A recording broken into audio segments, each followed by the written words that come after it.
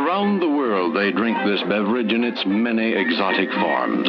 Half coffee and half hot milk. I praise the Lord and keep the faith. Sipping my macchiato, gotta get my cream up. I do this for Christ, boy. This ain't for the culture. Believe the scripture. Thank you for tuning in to Macchiatos, Music and the Scriptures. I'm your host, Martinez. Please subscribe to these podcasts on Apple Podcasts, Spotify, or wherever you get your podcasts. Remember that you can send your emails to podcasting@mmsmedia.org. If you'd like to follow me on social media, remember you can do that at mbills314. Today, I actually have a guest. I have a guest at Sunday dinner, and let me tell you a little bit about my guest. My guest is Kathy Iandoli. She is a critically acclaimed hip-hop journalist, and she is the author of God Save the Queens, The Essential History of Women in Hip-Hop. She's also written numerous publications, including Vibe, The Source, The Village Voice, Rolling Stone, and many more. But today we will be discussing her newest book entitled Baby Girl, better known as Aaliyah. Kathy, thank you for joining the podcast today. How are you doing? I'm good. Thanks for having me. No problem. I appreciate you for, again, accepting my invitation. I know that the book just released on Tuesday, August 17th. And so I know you've been doing a promo run, so I know you've been extremely busy. But the first thing that I wanted to say is how ironic that the week that your book comes out about Aaliyah, that they decide that they're going to now put out One in a Million on Friday. I mean, that's not ironic. That's divine, right? I think that August 2021 is Aaliyah's month now. Like this is something that we've been waiting for as fans. Yes. And when I put this book together, I didn't fathom that the music would be there. I mean, I even conclude in the book that we're still waiting, you know? Yep. But it's incredible because all I ever wanted, even while I was writing this book, was to have a soundtrack for it. Mm-hmm. And with the release of One in a Million on Friday the 20th, yes, it can accompany my book in a way that I didn't imagine it could. It was amazing. I mean, when did they make that announcement? Was it last week or 2 weeks ago? Black Ground made that announcement. Like, were you privy to any information at all prior to the public, or you kind of found out when everyone else found out? No, I knew. You knew? Okay. But you didn't know as you were writing the book, though. I knew that it was coming. Okay. I just didn't know the date, and I had kept my fingers crossed that it would be in August. Okay. But I knew the conversations had been happening. People had put the bug in my ear after I announced the book. That they started to get these calls for, you know, the meetings, the bidding war, so to speak. I'm not calling it a war, but you know, the people were getting their bids in. Like labels had to come and bid on the project. So, projects rather. So yeah. As I was reading your book, actually last night, I was in the middle of reading and I looked up and said, it's midnight. So I actually had One in a Million playing. For a little minute, I had to go back, the nostalgia of it, not realizing that it came out in 1996. And do you know, in 1996, I was 9 years old. Oh, my goodness. I was 9 years. I'm 33 now. But I was 9 years old listening to One in a Million by Aaliyah. And it kind of took me back. I'm like, I was really listening to this at 9. But I was really a avid fan of her. But before we get into the book, let's talk a little bit about your passion for hip-hop. Because I've seen that you co-wrote books. You co-wrote the book Commissary Kitchen with rest in peace Prodigy of Mobb Deep. Rest in peace, You've also wrote God Save the Queens, History on Women in Hip Hop. So can you tell us a little bit about where did that passion for hip hop start for you? Did you hear a song, or what was it that kicked it off for you? Your passion for hip hop. My passion for hip hop as a career, I will say, which leads into just, you know, I got to shout out my girl. I co-wrote Little Kim's memoir, The Queen Bee, with her, which is coming out. And that's where it began, the career aspect of it. When I met Little Kim in 98 and her kindness, I approached her at a restaurant and I asked for her autograph, and my friends used to call me the Queen Bee, and I walked up to her and was like, I'm the other Queen Bee. And I had showed her this keychain I had that said the Queen Bee. And And she invited me to sit down and have dinner with her. Wow. And I remember just a year later, I entered into the music industry. But before that, my relationship with hip hop was organic. Mm-hmm. You know, like most kids who experience hip hop at the age that if you're born in between, I will say, let's say 1975 and 1989, I guess. Your experience with hip hop is different for how you came to embrace it. You get to a point where you'll go ahead and you'll look at something that was on TV. Mm-hmm. For me, it was catching Video Music Box, which was channel 12 that would only air after 4 p.m. When I get back from school, and I'm just like, what is this, right? I was growing up in New Jersey, and my whole family is from Paterson, which is a big city in northern New Jersey, and I just remember it was all around me when I went to school, right. But it took watching. I'm going to say that for me, what changed me was the Ladies First video. Queen Latifah.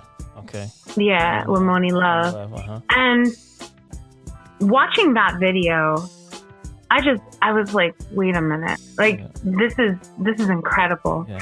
And then 3 years later, TLC came and looking at TLC, and sprinkled in there was also Salt and Pepper. But the thing that for me that was kind of the through line was the individuality. Yeah. The uniqueness and self-expression. And when you're a kid who's like, you're not even in your preteens, but you're still just trying to figure your life out, and figure yourself out. Right. Those are formative years. Absolutely. So when I saw these incredible women doing these things for this movement, right? And you don't realize how impressionable you are at that age until you see where you end up years later, right? Like, I didn't realize that seeing the Ladies First video on Video Music Box was going to ultimately lead to my writing for 20-something years about the culture and the art form and representing for women. But as I was writing God Save the Queens, and I was going through the music and the videos, I started to just remember those moments, those key moments, and being like, wait a minute, this all is part of a large puzzle. It's bigger than just being like, I grew up, I loved hip hop, I just loved the beats and all that stuff. That wasn't what it was. It awakened something in me. Yeah. It ignited something. And as I've gotten older and my passion to promote the equality of women has continued, the goal has been to amplify and uplift the voices of women whose voices weren't always heard. And that's what led, of course, to now doing the Aaliyahbook. Yes. So this Aaliyahbook, so did you write this like during the pandemic, or was this something that you started like pre-pandemic? So God Save the Queens released in October of 2019. And I was, kind of putting together my ideas for what would be my next book. And, I was told to do this one. So by the end of 2019, I had already known I was going to be doing the book on Aaliyah. And I was still on my book tour for God Save the Queens. So it carried in from October, November, December, and then it went into March of 2020. So I was doing more of the groundwork and the research during that time period, and getting some people here and there to talk to. And then in April, we went into a complete lockdown. So I had already had some interviews under my belt, and I had a bunch of things. But I remember when I actually sat down in April to put this whole thing together, I realized just how devastating everything that was going on in the world was. Like, it was overwhelming. You're talking about this scary disease that's taking people's lives at a very rapid rate. And, you know, being around New York City, you know, you have these trucks that are filled with bodies because they have nowhere else to put them. And, you know, I just started to get consumed by this grief. I had lost my mother when I wrapped God Save the Queen, finished writing it. So, you know, and I was on this like fast track. So I didn't understand the depths of my own grief at that point either, because I consumed myself with work. So I'm at this, so I'm at this point of just like space, right? So, that became just, you know, the impetus for me to figure out how I was going to approach the most devastating parts of Aaliyah's life and not get consumed by it to the point where I would affect my own mental health that was already kind of wavering, just like everyone else's. So what I chose to do during that period of time was I chose to get those parts over with, and I chose to write them first, so that I knew that by the end of the book, my hero didn't die at the end, because I already wrote the death. You know? So it when I finished writing, I wrote that I wrote with the mindset that Aaliyah was still alive. Which brought me such a great level of cheer during this devastating time, because I was able to. I left the project. I closed the book, so to speak, on the high note, and that's really how I end the book too. Still just acknowledging that her legacy is so incredible, and not too many artists. And we're watching this now. I mean, as we sit here and talk. You know, 1 in a Million has already become number one on iTunes. And the first day, it like reached over 5 million streams. You know, as it should. And it's just knowing that her legacy lives on. And really, when you go into Times Square and you see the Aaliyah billboard that's up, you just start to realize that this is the moment that she deserves this whole time. You know, this is honoring a legacy. We didn't appreciate Aaliyah as much as we should have while she was here. We only had 7 years with her on the planet. But to know that in 7 years, her impact has echoed through 2 decades thereafter and will continue to do so. You know, we say this expression, you know, got to give people their flowers. I mean, this is her time to get her flowers. Absolutely. And I think it's just so important that her music is being released, because even prior to the music release, like I have 2 children. I have a 4-year-old and I have a 17-year-old. And so one day my 17-year-old came in the house, and she was at Target, came in the house and had a Aaliyah t-shirt. I'm like, you don't even know who she is, you know? So but she's like, I know, you know. So you have social media and different things that go around, but they never had well, now they do, but prior to, they didn't have the privilege of even listening to her catalog. You know, I think the only thing that was on streaming was Age Ain't Nothing But a Number, and because of, you know, the R. Kelly situation, people wasn't really diving into that one as much. But she didn't know about the 1 in a Millions or anything like the album, like being able to sit down and listen to an album, because music is so, comes and goes so quickly. You know, back then they really took that time, and I really credit Timbaland for 1 in a Million, because he made it like it's timeless. Like when I was listening to it last night, I'm like, this aged well.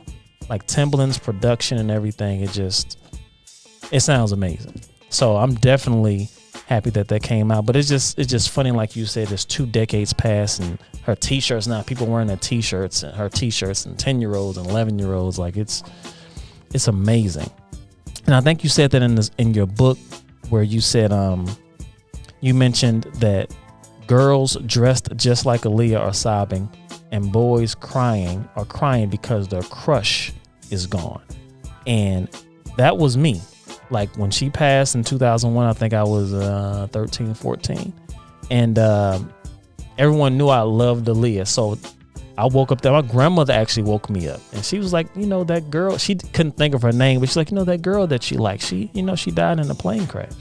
And I'm thinking, at first I didn't know what she was talking about. I was like, who? And she's like, it starts with the A. And I'm like, Aaliyah. So, you know, it was crazy. Like the whole day, like I recorded the 106 and Park episode tribute. Like I did everything. Like it was like, I think that was probably to this day, probably the celebrity whose death affected me the most. Where it's like, wow, like she's really going. And like you said, but she only had, and she was really just getting into her career. And I know you're right about that. Now, I know you talk about this a little bit in your book, but for our listeners, just briefly, if you can just tell us, you know, where were you when you found out about Aaliyah's passing? I was at a diner in New Jersey, and I just finished dinner with one of my friends, and we had, we were in the parking lot. It was literally the diner that we went to in college, like my college campus, because I just graduated college. I'm the same age as Aaliyah would be. So my college campus has like this long road that would, at the very end of the road, it basically pours in a large diner. Yeah. So that was just the hangout. And, I was like 3 months out of college. So I was still hanging out at that diner, So I was in the parking lot, and we were just saying goodbye, and I was like, all right, see you later, And my friend, he had an Acura Integra, right? And when he would start the car, he had it all just tricked out, like, with the, the big engine, all that other stuff. So when he would like turn on the car and had the music playing, right? Like the music, like if his radio was on, it would just be like, and then you would hear like the music playing, right? So I was walking to my car, and I hear Aaliyah, and like Angie Martinez's voice, and I'm just like, and the kid closed his door, so I couldn't hear it anymore, right? So I'm walking, and I was like, Angie's on my air. It's like 11:30 at night. Yeah. Oh, like, okay, and I'm just walking, right? And and then my friend opens his car door and he goes, "Hey, I think Aaliyah died in a plane crash." And I just stopped. And I describe this moment where I say, like, when like it feels like the sound is sucked out of a room, and all you just hear like warbles of air. I felt like the sound had been sucked out of the planet. Like I didn't, like it was like like a vacuum, like, and I was just like, so I run over to the car and I get in the passenger seat and we're just listening. And I'm just, I didn't know what to do. Yeah. And I then just like kind of got up and staggered over to my own car and I turned on the radio and I was driving home and, places are reporting it. And then, you're switching stations to hear different sides of the story and you're hearing her music playing and I just start sobbing and like sobbing. And when I got home, my eyes were so swollen and my mother was like, "What happened?" And I was like, "Aaliyah died." And my mom was like, "Oh my God," because she knew, I had Aaliyah hanging in my locker in high school, and I had her all on my walls.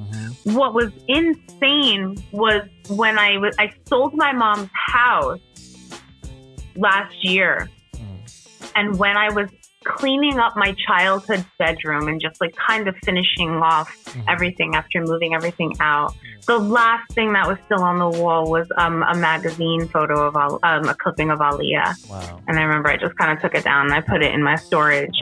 And this is before I even knew I was writing the book, but I just like looked at it and it's just huge. It was such like, she was a huge piece of my identity, and I just, she stayed on my wall, and as I was, I'm not working in the music industry, I still have Aaliyah on my wall, right. It was, she just always stayed with me, and I was even like going through my social media over the years, like I was like backtracking and just looking at things, and I always post on her birthday and on her anniversary. Like always, before any of this. And I just, I just felt like that loss was, people compare, I compared it to when people talk about like, where were you when JFK was shot or MLK, or assassinated rather, and all these things. And we of that generation have that very specific memory. Like when I was speaking to some people that just in the music industry and, they knew I was doing this book and they were like, "Man, Aaliyah." I remember where I was when she died. It's always the first thing that they talk about is what they remember. They remember where they were. And it's incredible. But I also talk about this in the book. These children, these teenagers, these kids, your kids, right? Mm-hmm. You know, you have a 17-year-old who may have seen this picture of Aaliyah. She was a face on a T-shirt before we got the music back. Mm-hmm. So your child sees that picture in Target of Aaliyah and comes home with it. Maybe because the name sounds cool. They might be vaguely aware of the person. Right. She's beautiful. Yeah. And they say to you, you know, Aaliyah, right? And you're like, Aaliyah passed away in 2001. That's where they were when they learned Aaliyah died. They have their own story. And maybe it wasn't listening to the radio in real time. Maybe it wasn't watching MTV. Right. Maybe it was buying that shirt from Target and coming home and having their parent who has their own memory of it as well. So that's where they learned. You know, and some of the fans in the book submitted letters, and one of them really hit me, where the person said, I heard Aaliyah's music and I would always hear it and I was always singing it because my mom played CDs. And when I was old enough to go to my first concert, I said, I want to see Aaliyah in concert. And my mom said, I'm sorry, honey, but Aaliyah passed away in 2001. That's where they were when they heard that Aaliyah died. You know, and we all have a story. It might be told different iterations, but we all have that moment. It doesn't matter the whole you weren't there. It doesn't matter. Yeah.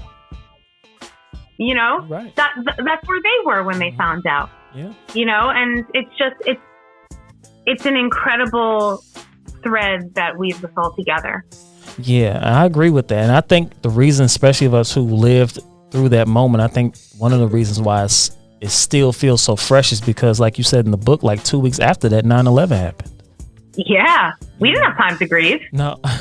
Yeah, it was like that happened, and you know, days go by quick. Next thing you know, I'm waking up for school and come back, and of course I wasn't in New York, but I was in St. Louis, but of course it was worldwide. So I really, at that time at 13, 14, I didn't understand the magnitude of really what took place.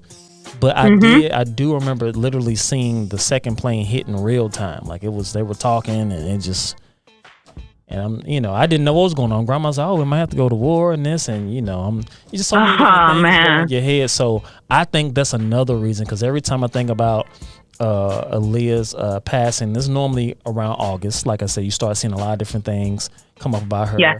And then also in January on her birthday, and I'm always thinking about, man, 9/11 happened shortly after that. So I think it's interesting that you wrote that in your book like 2 weeks afterwards, 9/11 happened. So I think that's why it's so fresh. It seems like so fresh. Like, I know when I was when Aaliyah passed, I know where I was when 9/11 happened. Yeah, absolutely. So yeah, this is an incredible book. I think it's like long overdue. So I want to know. I know you talked about that you were writing this during, kind of in the middle of COVID, but did you ever think that you would be writing a book? Was it ever in your mind, like, I really, like, as you got into your hip hop writing career, did you ever think like, hey, one day I really want to write something on Aaliyah? Well, I think subconsciously, I have, there's so many of the sources that I cite in the book are from my own articles. Wow. I've written about Aaliyah for the past 20 years. I've always written about her impact, whether it's on fashion or music. I've written about the milestone anniversaries. I've done that because as a fan of hip hop and my favorite artists, I've always been the type of writer who keeps their name in relevance. Like I still wanted that. Yeah. So yeah, in a sense, I mean, in the same way that I would write about women in hip hop and make sure to include them, in top lists, which is something that, rarely we do. And it always comes like a disclaimer when someone's talking about their top 5 that are alive. I mean, I guess I got to go there and put in Lauryn Hill, or I guess I got to do MC Lyte. No shame in my game. It's like, what do you mean shame? Like, talk about prolific MCs. Right. But what I've always done is like kind of write women into the narrative without singling them out, so to speak. Exactly. And making it some sort of grand gesture where this is where they belonged anyway. So when it comes to being an icon and a visionary, that's how I wrote Aaliyah into it. It's not something to single her out in the sense of just like, all right, I'm just going to say it. No shame in my game. Aaliyah was an icon. No, when I'm listing icons, it's like, yeah, you know, like so-and-so, Aaliyah. It's when you include an artist as part of the conversation without creating bells and whistles, you're then making, it's almost like you're doing more justice to their name as opposed to once again decorating them with this like exclusivity from the group. Right. It changes how you process that. Yes. So I had been doing that all along. So the idea of writing about Aaliyah was kind of a no-brainer. Right. Yeah. Well, this book is I believe this is gonna be a New York Times bestseller. I really believe that. Oh, from your lips to God's ears. Yeah, I believe that because, like I said, it's just the book came out this week. Her music comes out. It makes sense. Like it's like, you know, a lot of people may think, oh, they were in cahoots the whole time. They had the book playing and the music playing, but you know how people think. But you know, it's just I just think this is perfect timing. Definitely brought back a lot of memories. I'm still reading through the book, but just from what I read thus far, like that nostalgia, like you can. Just the feeling of it, you know what I'm saying? Like 96, 97, like early 90s when I remember her. I remember watching The Box and hoping, I was young, hoping someone would type in those little 3 numbers so that the like so that the what's the video? Hot Like Fire remix. I loved that video at that time. So I was always wanting to see that. So I'm waiting on someone like to order it. I was too young. Like, go ahead and pay the money so I can pay the money. Right. I used to be like that too. I'd be like, can somebody do this on my behalf, please? Exactly. So I'm definitely appreciative. So like I said, I'm a fan of Aaliyah. And so literally I'm reading this as a fan. Like I'm not reading this as a professional, as a journalist, or as a podcaster, just so I'm literally reading this book as a fan. But I have 2 more questions for you. So when you were writing this book, is there anything that you can tell as you were researching and as you were kind of doing your research, anything that kind of shocked you, like stood out, like whoa, that you can tell without, you know? Well, I'll do a positive and a negative. Okay. Positive, I didn't realize that when Aaliyah got into the studio and she would be handed a reference track, she would freestyle her own versions of the lyrics. Like she would dress up the song as her own. You know, we were always made to believe that she kind of was handed a track and just like kind of regurgitated it. And that was like her superpower. Yeah. But no, her reinterpretation of the song when it was given to her and how she would change things up just on the fly. Yeah. That really shocked me. That and, you know, I'd read about this in the past, but when you placed it along the timeline, the fact that she would warm up in the studio singing opera. Wow. That was that was pretty wild to me. On a negative, the R. Kelly, the deep dive into R. Kelly, and that, you know, readers, especially given the fact that we're in the thick of this R. Kelly trial where Aaliyah's name has been brought up. Yep. You know, I didn't want to bring this up in the book, but I felt like I had to. At some you can't deny her that moment of strength in leaving, right? Because that's really why the 1 in a Million project even took shape, because Aaliyah had nothing to lose. Everyone had been almost turning against her. Yeah. So, you know, why be formulaic at that point? Let's go. Let's do what we got to do with the sound. And I think that if I don't think that the end result would have been any different in terms of Aaliyah being an icon, because I think that was going to happen from birth. Yep. But it might have changed the course of how Aaliyah was approaching music if she didn't have such a devastating beginning.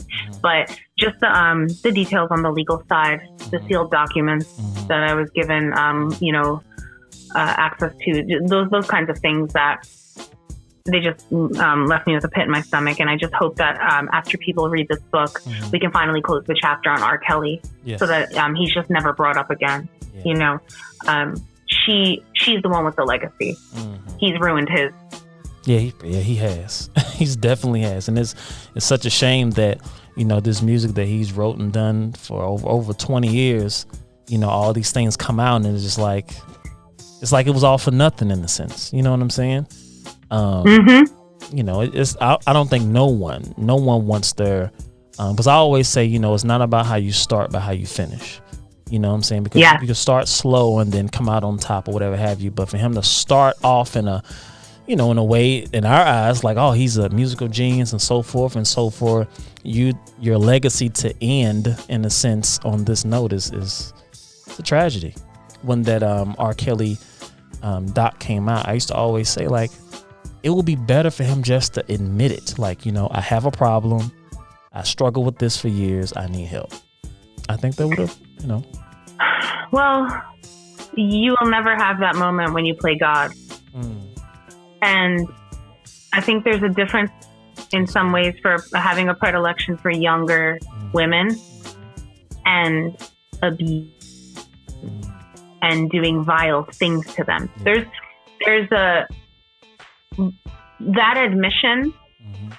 You know, he did that years ago with Torre in the interview. Well, how young are we talking? When he says, like, you know, teenage, like, you know, he and the music industry, I say this in my book, it's the business of selling a fantasy. You had like boy bands like Backstreet Boys. Kevin Richardson and the Backstreet Boys was 27 when his target demo was 13. We created that. We created this. You know, like you have 13-year-old girls and they're like, okay, so who's going to be your husband? And they say Kevin Richardson. You know, so that we created that. That was a construct of the music industry, right? Beverly Hills 90210. So those students, Luke Perry, God rest his soul, was like 27 during that show. And I remember I was a kid. I was like 13, and I was like, I'm going to marry Luke Perry. That is something that world has decorated, designed, and packaged and delivered to us. So that's always been very problematic.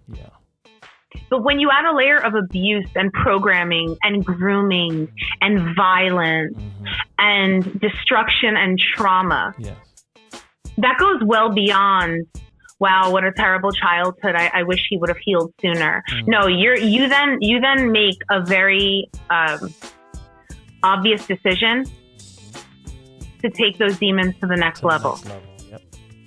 And for that, I don't pity that man one bit. I agree. Absolutely. You make valid points. I'm going to end it like this. So seeing that you are a hip hop fan, right? If there was someone who's never listened to hip hop before and you say, hey, have you heard hip hop? Hey, what's that? What would be the first song that you would direct them to listening to? Oh my goodness. What a loaded question. Like the first, like, just, you never heard hip hop here. This is your introduction. You can hear this one song. I'm going to tell you the song that took my heart. And when I hear it, I still get the feeling. And that's Mass Appeal by Gangstar. That beat is amazing. Every time I hear it's like, you got to stop what you're doing.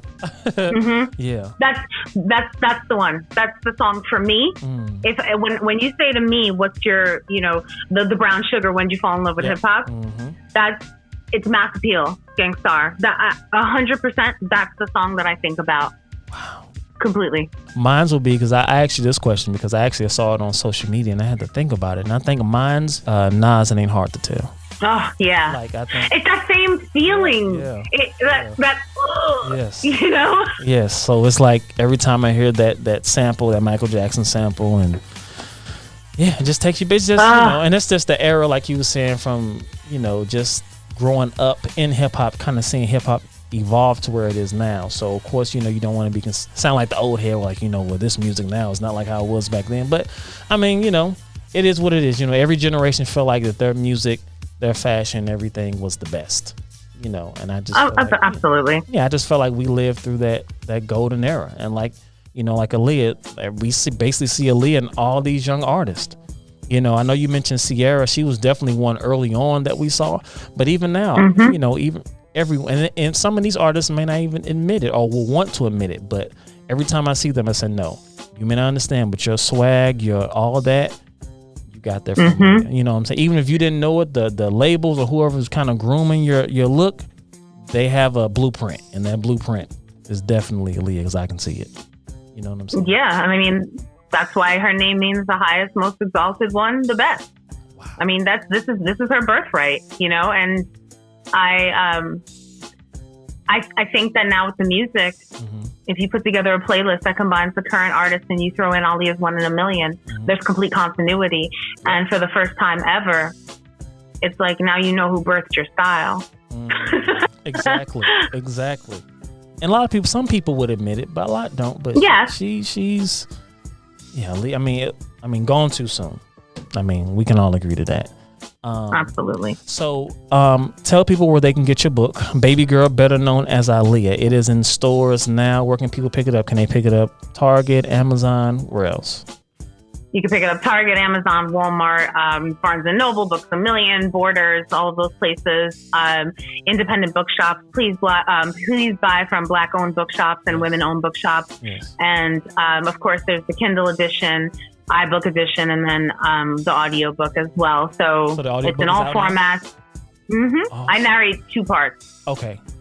Amazing. And then the rest are done by the amazing Bonnie Turpin. Bonnie also did God Save the Queen. She's just phenomenal. Well, Kathy, I appreciate you for taking time out and joining me during this Sunday dinner conversation. I'm a fan. So you are definitely a gifted writer.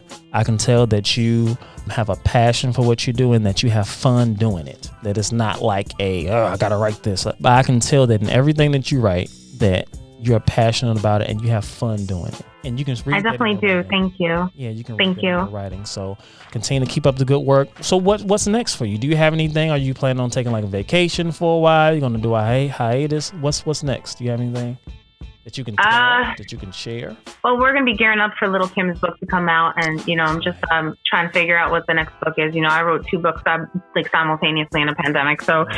That was I don't even know what I was thinking, but I'm glad I did. Yeah. But we'll see. I mean, I don't know, a vacation in a pandemic just feels a little strange to me, but we'll see. My book tour and the promo is stretching well into September, so okay. I'll just see if I'm gonna have a nice little Halloween vacation or something. Awesome. Well, Kathy, we pray all the best for you. Continue success to you, and I appreciate you for joining me today. Thank you so much for having me.